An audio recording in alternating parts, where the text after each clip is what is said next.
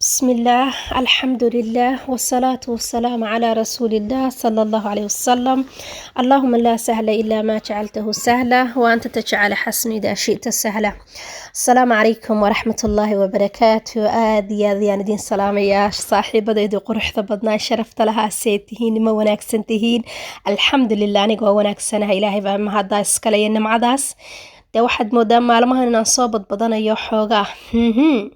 update-ku waa badan yahay insha Allah biidmillahi raxmaan saasaana ku wadi doonaa ilaahayna waxaan ka baryayaa waxaan anigana waqtigayga iga dayicin idinkana aanan maaragtay dhibaato idinku geysan ilaahay inuu maaragtay iga fikir fiican iga keeno aan idinla wadaago ilaahay saasaan ka baryayaa insha Allah waxaan rabaa inaan idinla wadaago xawaajida tan in badan dadkii Soomaaliya way soo xasuusan doonaan hadii ilaahay yiraahdo gabdhii Soomaaliya ku soo koray xasuus baan ku celinayaa inta kalena hadda ayaan insha Allah la wadaagayaa waxaan sameysanayaa xulbad iyo xawaajiyo kale hadii ilaahay idimo xulbada awal hore waxaan sameyn jiray nashqad cusub aan hadda soo helay gabadh walaala oo magaalo ila joogta oo aan ahaan iyada dadka maartay wax duuduuba laakiin gurigeeda ku sameysatay ila wadaagtay ilaahay waxaan uga baryaa miisaanka xasanaadka Allah u saaro intii wixii ka dambeysay aad baan uga faa'iiday waxaan jeclaystay oo isiri la sii wadaag walaalahaaga kala waaba intaasoo qof uu intay anfacdo oo maartay ilaahay adigana ajar ka siiyo walaashii aan ka keenayna ilaahay adana ajar ka siiyo aamin ya Allah waxaan badanaa sameeyaa xulbada cuntada ku darsadaa laana waxaan ogahay inta caafimaad ee ku jirta ilaahayna shay walba maarta caafimaad iyo nimco Allah inoo galiyo aamin ya Allah xulbada marka insha Allah sidaan u sameeyay waxaan hadda koor idin la wadaagay anigu caadi u shiidaya oo maarta xawaajiyada ku dhex darsaday hadda laakiin waxaan sameynayaa xoogaa wax yar intii hore ka duwan in yar xulbada waan dubayaa hadaad xulbada dubtid oo marka dubtid hadda mashiinka ayaan tusay ayaan ku shiidi doona hadii ilaahay idmo oo waxyaalaha darayga qallalan loogu talagalay in lagu shiido marka xulbada waan dubayaa ilaa intay ka noqonayso dark brown intay ka noqonayso yani bunni intay noqonayso waan dubayaa waan walaaqayaa daboolka khasab maaha inaad saartid laakiin aniga qurux baan isaga saaranayay yani qofba wax iska yara jecel yahay laakiin dabool ma u baahna inaad saaratid laakiin hadaa rabtid waa saaran kartaa marka waan dubayaa ilaa ay guduud ka noqoto guduud oo bunni ka noqoto hadii adoo saasoo kale u dubaya ay ka samayso aad kaaga kululaato aad xilligaad ugu talagashay kugu dhaafto maqligu waa kulul yahay markiiba hadda dabka damisto stiil maqligu kulul yahay waa laga bedelaa meel caadi ah lagu shubtaa ka bacdi waa la sii shiitaa xoogana waxa fiican marka yara qabowdo in la shiido hadii kale mashiinka wuu qiiqaya ma aqaan kale aniga saas bay ugu dhacday marka insha Allah ka taxadara xulbada aad iyo aad ay wanaagsan tahay dhabar xanuunka jirka darayga noqda caafimaadka xubnaha gogoosida dhulka gogan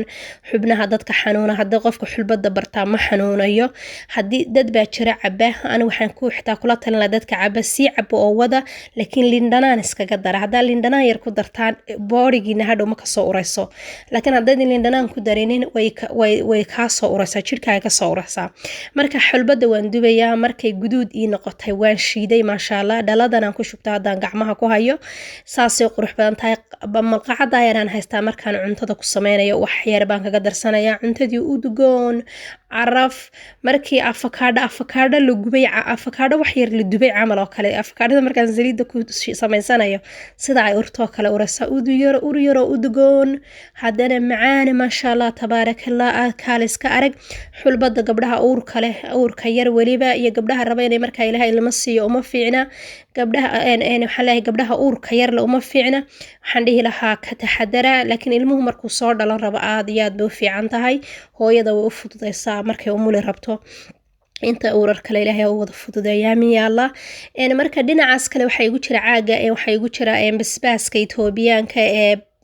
barbareedka ay dhahaan baa igu jira laga yaab magacana si khalad u dhahay baa igu jira aad baan isagana u jeclay cuntada wuu macaaniyaa wuuna udgooniyaa xawaajida waxaan jeclaa inaan dhalo ku shubto laakiin dhalo ma igu filan ma oo caagaas aan iskaga shubanaya la daawaha noo galiyo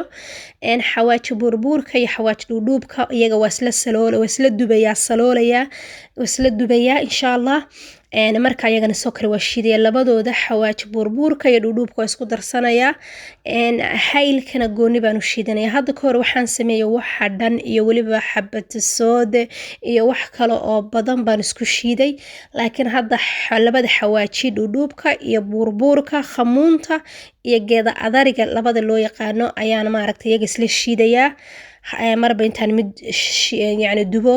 ayaan isku darsanayaa baan ka wadaa shiidista waxaan ka wadaa waan isku darsanayaa, laakiin midba gooni baan soo dubay oo ugu shubtay. isaga ma idin tusin laana qof kasta oo iska garanaya wixii markii waan wala walaaqayaa waa shiidayaa bas. xulbadana gooni baan ka dhigtay, haylkana gooni baan ka dhigtay. sababtan haylka goonida uga dhigana waxaa weeye waxaan rabtay dhinaca dhaqaalaha. haddii marar adoo hayl u baahanaad hayl weydid ileen haylka xawaajadan ku dhex daray adoo matalan keeg maraan rabana ama wax kala samaysto markaa